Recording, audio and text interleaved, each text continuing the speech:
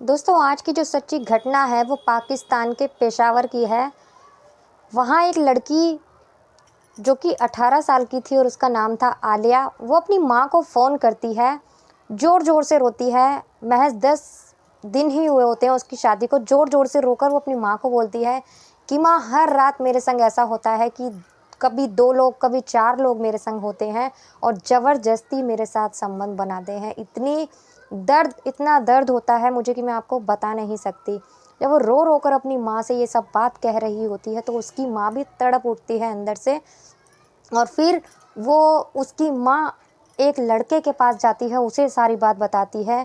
फिर कुछ ऐसा होता है जिससे आपको बहुत ज़्यादा सुकून मिलेगा सुनने के बाद। हर वीडियो में मैं आपको बोलती हूँ कि आपको बहुत ही आप लोगों को अजीब लगेगा या चौंक जाएंगे, लेकिन आगे सुनने के बाद आपको बहुत ही ज़्यादा सुकून मिलेगा। दोस्तों बने रहिए वीडियो में। वीडियो अच्छी लगे तो प्लीज़ वीडियो को लाइक कर दीजिएगा, क्योंकि बहुत ही भावुक करने वाली कहानी है, बहुत ही इमोशनल कहानी है एक लड़की की। तो आप सुनिएगा ज़रूर और आप लोग कमेंट करके बताइए कि कहाँ से हैं आप। तो मैं आपका नेक्स्ट वीडियो में उसका आपका नाम लेकर, आपके शहर का नाम लेकर आपको धन्यवाद करूँगी। मेरी पहले वाली वीडियो में 2-3 वीडियो से एक मुंबई के इंसान है जो कमेंट करते हैं, उनका दिल से शुक्रिया करती हूँ मैं कि आप वो हमेशा मेरी वीडियो को देखते हैं और कमेंट कर कर बताते हैं। तो आपका बहुत बहुत धन्यवाद। आपका नाम तो मैं नहीं जानती क्योंकि आपने नाम नहीं लिखा था, आप मुंबई से हैं। आपका बहुत बहुत शुक्रिया मेरी वीडियो देखने के लिए, सब्सक्राइब करने के लिए। अगर आप भी चाहते हैं कि मैं आपका भी नाम लूँ तो आप भी कमेंट कर दीजिए वीडियो में। मैंने अभी भी वीडियो डाली है, आप लोग वीडियो देखिए, कमेंट कीजिए, तो मैं आपका भी नाम लूँगी। तो दोस्तों वीडियो शुरू करते हैं। दोस्तों एक लड़की होती है आलिया, जो कि 18 साल की होती है। उसे एक लड़के से प्यार हो जाता है जिसका नाम होता है इम्तियाज़। अब उसका नाम उससे प्यार हो जाता है। वो लड़का कपड़े का काम करता था, फेरी लगाने का। जो वो दरअसल वो अपनी बाइक पर ही कपड़े बेचता था, फेरी लगाकर इधर-उधर बाइक पर ही। उसके पास कोई साधन नहीं था, कोई ठिया वगैरह नहीं था, तो वो बाइक पर ही कपड़े बेचता था। और जो लड़की थी आलिया, वो गरीब परिवार से थी। उसकी और बहनें थी और वो आलिया बड़ी थी अपने घर में। अब जब उसका उससे प्रेम संबंध हो जाता है, एक दिन आलिया को शादी में जाना पड़ता है तो उसके पास कपड़े नहीं होते हैं, तो वो इम्तियाज़ को बोलती है। तो इम्तियाज़ उसको बोलता है, उसको उसके पास भी कोई ढंग के कपड़े नहीं होते इम्तियाज़ को, जो वो फेरी लगाता था। वो इम्तियाज़ उसे पैसे देता है और उससे कहता है कपड़े खरीद कर पहन लेना। पहले उन दोनों के बीच में दोस्ती थी और फिर जब ऐसी बात हो जाती है, इम्तियाज़ उसको पैसे देता है, वो खरीद कर शादी में से आ जाती है। उसके बाद उन दोनों का प्रेम संबंध होने लगता है। धीरे धीरे उनका प्यार बढ़ जाता है और दोनों फिर नज़दीक आने लगते हैं। दोनों में प्यार हो जाता है गहरा वाला। उसके बाद फिर जब एक दिन उसकी माँ उसको देख लेती है, जो आलिया होती है उसकी माँ अपनी बेटी को देख लेती है, दोनों के प्यार के बारे में उसको पता चल जाता है। तो वो सोचती है कि अब बेटी बड़ी हो गई है तो उसके लिए लड़का देखना शुरू करते हैं। वो अपने पति को बोलती है, यानी कि आलिया के पिता को बोलती है कि अब बेटी बड़ी हो गई है तो इसके लिए लड़का देखना शुरू कर दीजिए। तो उसका पिता कहता है कि देखना क्या है, लड़का तो मेरा देखा दिखाया है। तो उसकी माँ कहती है कि कौन सा लड़का है? तो कहता है अब्दुल है ना, उससे मैंने शादी की बात कर रखी है, बस शादी की तैयारियां करो, मैं कल ही अब्दुल उसको बोल दूंगा अब्दुल को। तो उसकी माँ एकदम भड़क जाती है, कहती है कौन? वो अब्दुल जिसे आप, वो पहले ही 2 पत्नियां उसकी छोड़कर जा चुकी हैं, आप उससे आलिया की शादी कराएंगे? उम्र तो देखिए उसकी और हमारी आलिया की आधी उम्र का फ़र्क है। तो जो उसका पिता होता है वो कहता है ये सब कुछ मैं नहीं जानता, मैं उससे बात कर चुका हूँ और वो कोई दान दहेज कुछ नहीं मांग रहा, सारा शादी का खर्चा वही उठाएगा, लेकिन आलिया की शादी उसी के साथ होगी। उसका पिता ये कह देता है। इस पर आलिया के माँ बाप दोनों की लड़ाई हो जाती है, आपस में बहसबाजी हो जाती है, लेकिन दोनों एक दूसरे से नाराज़ हो जाते हैं। लेकिन उसका पिता जाते जाते भी कहकर जाता है कि कल मैं अब्दुल को बुलाऊंगी, शादी की तैयारियां शुरू कर दो। अब्दुल को बुलाऊंगा, शादी की तैयारियां शुरू कर दो, अगर आलिया की शादी होगी तो अब्दुल से ही होगी। ऐसा कहकर वो चला जाता है।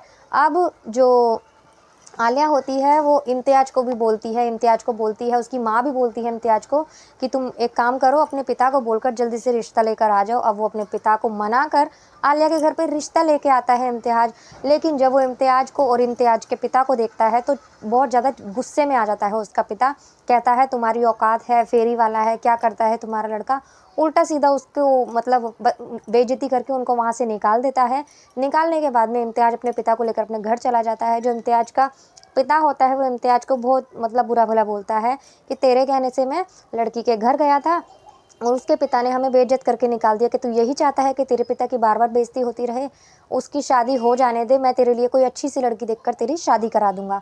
उसका पिता ऐसे बोल देता है। अब इधर इसकी शादी, आलिया की शादी अब अब्दुल से ही उसके पिता करवा देते हैं। अब उसके घर चली जाती है, ये जो आलिया होती है उसके घर चली जाती है। जाने के बाद अब शादी का दिन निकल जाता है, शादी की रात आती है। शादी की रात जो होती है, उसका पति आता है कमरे में। आने के बाद वो अपने काम में लग जाता है, जो भी उसका काम होता है। शादी की सुहाग रात होती है। एक तो आलिया पहले से ही बहुत परेशान थी, क्योंकि उसकी शादी उसके मन मुताबिक लड़के से नहीं हुई थी। ज़बरदस्ती उसके पिता ने उसकी शादी करवा दी थी, और फिर वो उम्र में भी बहुत बड़ा था, उसकी पहले ही 2 बीवियों से छोड़कर जा चुकी थी। अब वो बहुत कोशिश करता है, कम से कम 2 घंटे तक लगा रहता है, लेकिन वो कुछ नहीं कर पाता। वो अपने काम में असफल हो जाता है। जब वो कुछ नहीं कर पाता तो आलिया गुस्सा हो जाती है और वो बोलती है कि तुम किसी काम के नहीं हो, और खुद भी सो जाओ और मुझे भी सोने दो। शायद इसीलिए तुम, इतनी उम्र हो गई है तुम्हारी और तुम्हारे साथ कोई नहीं है। ऐसा कहने के बाद में वो सो जाता है। दूसरा दिन होता है। दूसरा दिन होने के बाद में अब्दुल का जो काम था, वो मीट की दुकान थी उसकी अपनी, वो अच्छा खासा कमा तो लेता था अच्छा खासा, लेकिन वो इंसान अच्छा नहीं था। ऐसा करने के बाद वो काम पे चला जाता है। दूसरे दिन की रात आती है। दूसरे दिन भी यही होता है। वो मतलब मर्दानगी में अपने पति होने का पूरा फ़र्ज़ नहीं निभा पाता। गोली भी खाता है वो शक्तिवर्धक, लेकिन तब भी उसका शरीर उसका साथ नहीं देता और वो नाकाम होता है। इस पर आलिया बहुत ज़्यादा चिढ़ जाती है, कहती है यही वजह है कि तुम्हारी 2 पत्नियाँ तुम्हें छोड़कर चली गई हैं और तुम नामर्द हो। बहुत कुछ उससे बुरा भला बोल देती है वो।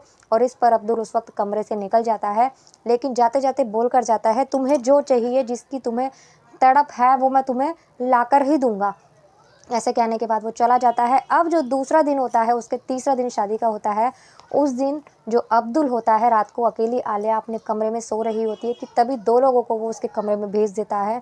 अब जब वो 2 लोगों को देखती है, अनजान लोगों को, तो वो चिल्लाने लगती है, लेकिन उन 2 हट्टे-कट्टे लोगों के आगे आलिया की क्या चलती। अब वो उसको बुरी तरह से रौंदने लगते हैं दोनों, और जो अब्दुल था वो बाहर बैठा ये सब तमाशा देखता रहता है, अपनी शराब पीने लगता है। अब ये सिलसिला, जब वो रोती रहती है, चिल्लाती रहती है, उससे फ़ोन भी उसका ले लेता है वो। अब ये सिलसिला रोज़ का हो जाता है। रोज़ उसके संग ऐसे ही करता है वो। अब्दुल उसके संग रोज़ करता है और कहता है, जो तुझे चाहिए था वो तो मैं तुझे दे रहा हूँ, अब तुझे क्या चाहिए, तू क्यों चिल्ला रही है अब।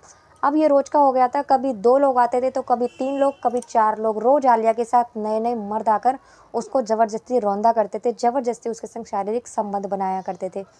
आलिया बेचारी टूट चुकी थी अंदर से। अब ये रोज़ का हो गया था। करीबन 10 दिन निकल जाते हैं शादी के। 10 दिन के बाद अचानक से अब्दुल अपना फ़ोन भूल जाता है घर पे, और आलिया के हाथ उसका फ़ोन लग जाता है। वो तुरंत अपने अब्बू के पास फ़ोन करती है और कहती है कि अब्बू, मेरी अम्मी से बात करवाओ। जब वो अपनी माँ से बात करती है, तो रोते-रोते सब कुछ बता देती है कि अम्मी, रोज़-रोज़ ऐसा होता है, ये रोज़-रोज़ मेरे संग मतलब नए-नए आदमियों को भेजता है और मेरी ज़िंदगी बर्बाद कर दी है। और जो उसकी माँ होती है, वो अपनी बेटी की ये बात सुनकर वो दंग रह जाती है।